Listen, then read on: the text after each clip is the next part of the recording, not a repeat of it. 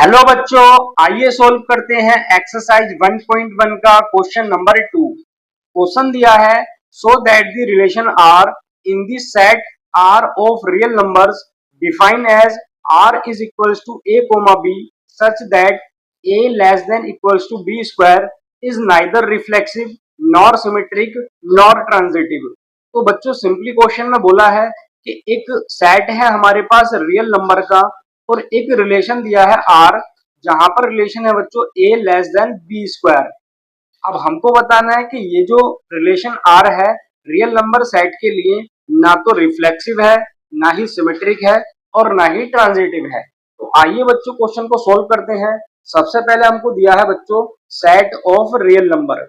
सो बच्चों set of real number हो जाएगा आर इज इक्वल्स टू, अब क्योंकि बच्चों रियल नंबर में सभी टाइप के नंबर आते हैं, निगेटिव नंबर भी, पॉजिटिव भी, डेसिमल नंबर भी, फ्रैक्शन नंबर भी और यहाँ पर रूट वाले नंबर भी आते हैं। सो ये हो जाएगा 0 plus minus 1 plus minus 2 plus minus 3 up to so on. और यहाँ पर बच्चों फ्रैक्शन नंबर 1/2, 1/3 या फिर 2/3 और यहाँ पर बच्चों डेसिमल नंबर 0.23 या 0.225 या फिर बच्चों यहाँ पर root number √2, √3 up to so on. इस तरीके के बहुत सारे नंबर प्रेजेंट हो सकते हैं रियल नंबर के सेट में। तो एक और यहाँ पर बच्चों हमको रिलेशन दिया गया है आर, और रिलेशन है यहाँ पर R is equals to a comma b such that a less than equals to b square. तो अगर यहाँ से बच्चों इस रिलेशन के लिए हम कुछ ऑर्डर पेयर बनाना चाहें तो बच्चों रिलेशन के ऑर्डर पेयर्स हो जाएंगे यहाँ पर। अब मान लीजिए यहाँ पर ऑर्डर पेयर में बनाता हूँ बच्चों 0,0। अब यहाँ पर 0 जो वैल्यू होगी ये होगी बच्चों ए की वैल्यू और ये वाला 0 होगी बच्चों बी की वैल्यू। अब इन दोनों ही वैल्यू को बच्चों हम इस रिलेशन ए लेस देन बी स्क्वायर के अंदर पुट करते हैं। तो यहाँ पर अगर ए की वैल्यू में 0 पुट करता हूँ सो ये हो जाएगा 0 लेस देन इक्वल्स टू 0। सो यहाँ पर बच्चों ये जो ऑर्डर पेयर है इस रिलेशन को सेटिस्फाई करता है। तो यहाँ पर ये जो रिलेशन है बच्चों 0,0 ये रिलेशन में प्रेजेंट हो सकता है।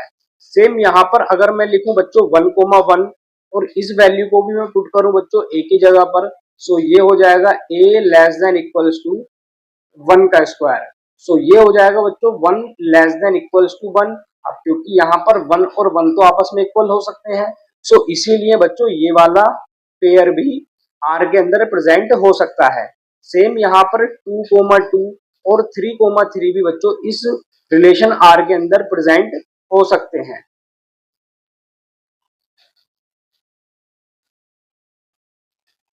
सो यहाँ पर अब हम देखते हैं बच्चों ये जो रिलेशन है आर, क्या ये रिफ्लेक्सिव है या फिर नहीं है।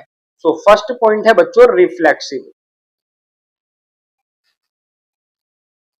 अब बच्चों रिफ्लेक्सिव रिलेशन होने के लिए कंडीशन होती है कि अगर किसी भी रिलेशन के अंदर इस तरीके का एक पेयर प्रेजेंट हो जहां पर डोमेन और रेंज दोनों की ही वैल्यू सेम टू सेम हो, तब वो रिलेशन हो जाता है बच्चों रिफ्लेक्सिव रिलेशन। तो यहाँ पर जो हमने ऑर्डर पेयर बनाया है बच्चों, इस ऑर्डर पेयर के अंदर अगर हम देखें तो फर्स्ट पेयर है बच्चों 0,0, सेकंड पेयर है 1,1 एंड थर्ड पेयर है बच्चों 2,2। और इसी तरीके से बहुत सारे पेयर 3,3, 4,4 भी इस रिलेशन के अंदर प्रेजेंट हो सकते हैं।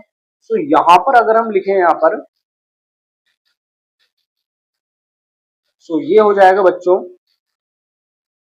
0,0, 1,1 and 2,2 are present in relation. तो अगर इस ऑर्डर पेयर के अकॉर्डिंग अगर हम देखते हैं बच्चों, तो ये जो गिवन रिलेशन आर है ये तो यहाँ पर सिमेट्रिक रिफ्लेक्सिव है। अब रिफ्लेक्सिव होने की यहाँ पर कंडीशन फुल हो रही है। तो अगर इन तीनों पेयर के अकॉर्डिंग हम देखते हैं तो ये रिलेशन हो जाएगा बच्चों रिफ्लेक्सिव। बट यहाँ पर अगर हम कोई और वैल्यू पुट करते हैं, जैसे मान लीजिए अगर मैं यहाँ पर वैल्यू पुट कर देता हूँ बच्चों फ्रैक्शन की, मान लीजिए मैं 1/2, 1/2 इस रिलेशन के अंदर पुट करता हूँ, तो रिलेशन था बच्चों a less than equals to b square. अब यहाँ पर a की वैल्यू मैं 1/2 पुट करूंगा, तो ये हो जाएगा 1/2 लेस देन इक्वल्स टू 1/2 का स्क्वायर। तो ये हो जाएगा बच्चों 1/2 लेस देन इक्वल्स टू 1/4।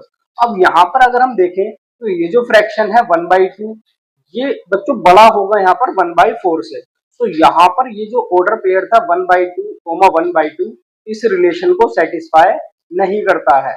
तो अब हम यहाँ पर देखते हैं बच्चों, ये जो ऑर्डर पेयर है 1/2, 1/2 ये इस रिलेशन आर के अंदर प्रेजेंट नहीं हो सकता है।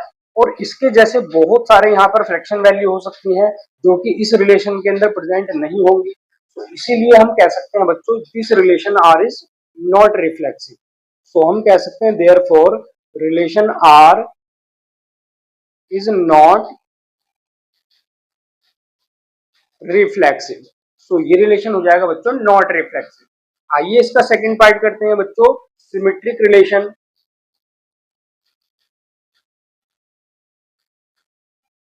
तो थर्ड होता है बच्चों सिमेट्रिक।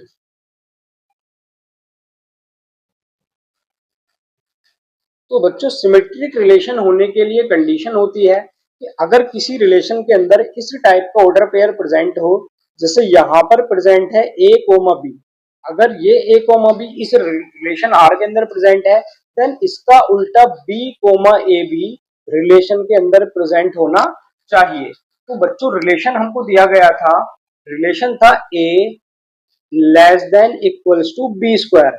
तो अगर यहाँ पर हम एक ऑर्डर पेयर इस तरीके का लेते हैं, मान लीजिए मैं यहाँ पर ऑर्डर पेयर लिखता हूं बच्चों 2,6। अब ये 2,6 रिलेशन के अंदर प्रेजेंट होगा, क्योंकि यहाँ पर 2 अगर a की वैल्यू और 6 को अगर हम b की वैल्यू इस रिलेशन में पुट करते हैं तो ये रिलेशन को सेटिस्फाई करेगा। जैसे यहाँ पर मैं वैल्यू पुट करता हूँ 2 less than equals to 6 square. सो ये हो जाएगा 2 लेस देन इक्वल्स टू 36। अब ये तो बच्चों 2 36 से हमेशा लेस होता है, तो यहाँ पर 2,6 रिलेशन को सेटिस्फाई करेगा, इसीलिए ऑर्डर पेयर 2,6 रिलेशन में प्रेजेंट हो सकता है। बट अगर हम इसका उल्टा कर दें 6,2, तो ये बच्चों अब हम चेक करते हैं क्या ये रिलेशन को सेटिस्फाई करेगा। अब रिलेशन में हम a की वैल्यू पुट करते हैं 6 लेस देन इक्वल्स टू, और बच्चों यहाँ पर b की वैल्यू पुट करते हैं हम 2, तो ये हो जाएगा 6 लेस देन इक्वल्स टू 4। अब यहाँ पर बच्चों अगर हम देखें तो 6 तो जो वैल्यू होती है वो तो 4 से बड़ी होती है, बट रिलेशन मिला है 6 लेस देन इक्वल्स टू 4, जो कि यहाँ पर रिलेशन को सेटिस्फाई नहीं करता है। तो अगर ये पेयर रिलेशन को सेटिस्फाई नहीं करेगा, सो बच्चों हम कह सकते हैं 6,2 is not belongs to relation R. तो अगर यहाँ पर ये कंडीशन बच्चों फॉलो नहीं हो रही है, तो हम कह सकते हैं this relation is not symmetric, therefore relation R is not symmetric। Then बच्चों फोर्थ पार्ट होता है यहाँ पर, थर्ड पार्ट होता है बच्चों ट्रांजिटिव रिलेशन। सॉरी यहाँ पर ये बच्चों सेकंड पार्ट था, ये होता है सेकंड, और थर्ड पार्ट होता है बच्चों ट्रांजिटिव रिलेशन। अब हम चेक करेंगे क्या ये रिलेशन ट्रांजिटिव है या फिर नहीं है। तो ट्रांजिटिव होने के लिए कंडीशन होती है कि अगर किसी रिलेशन के अंदर एक pair a comma b present है और उसी रिलेशन के अंदर दूसरा पेयर b कोमा सी भी प्रेजेंट है, देन वहां पर बच्चों a कोमा सी, ये a कोमा सी भी रिलेशन के अंदर प्रेजेंट होना चाहिए। अगर ये तीनों कंडीशन बच्चों रिलेशन को सेटिस्फाई करती हैं, देन हम कह सकते हैं कि वो रिलेशन ट्रांजिटिव होगा। तो आइए देखते हैं यहाँ पर हम सबसे पहले अगर मैं यहाँ पर वैल्यू पुट कर देता हूँ, मान लीजिए कि मैं यहाँ पर वैल्यू पुट करता हूँ बच्चों एक 3,2। तो अगर मैं 3,2 को देखूं तो ये बच्चों रिलेशन के अंदर प्रेजेंट होगा, बिलोंग करेगा रिलेशन से, क्योंकि यहाँ पर मैं अगर a की वैल्यू को, जैसे रिलेशन हमको दिया गया था,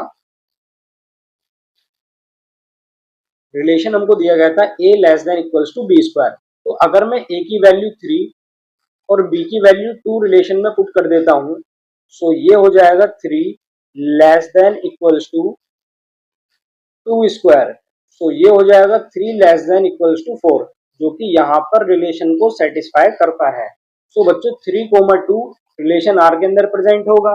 अब यहाँ पर मान लीजिए एक और पेयर है हमारे पास 2, ये मान लेते हैं 3/2, ये भी रिलेशन के अंदर प्रेजेंट होगा, क्योंकि अगर हम ए की वैल्यू को 2 पुट करते हैं, सो ये हो जाएगा 2 लेस देन इक्वल्स टू, और ये हो जाएगा बी की जगह पर बच्चों 3/2 का स्क्वायर। सो ये हो जाएगा 2 लेस देन इक्वल्स टू 9/2। अब ये जो 2 है 9/2 से हमेशा लेस होता है, छोटा होता है, इसीलिए ये रिलेशन 2, 3/2 भी रिलेशन के अंदर प्रेजेंट हो जाएगा। सो अब हम चेक करते हैं क्या रिलेशन 3,3/2 3,3/2 ये भी रिलेशन के अंदर प्रेजेंट होगा या फिर नहीं होगा। तो इसके लिए बच्चों वैल्यू पुट करते हैं हम यहाँ पर। तो ये हो जाएगा,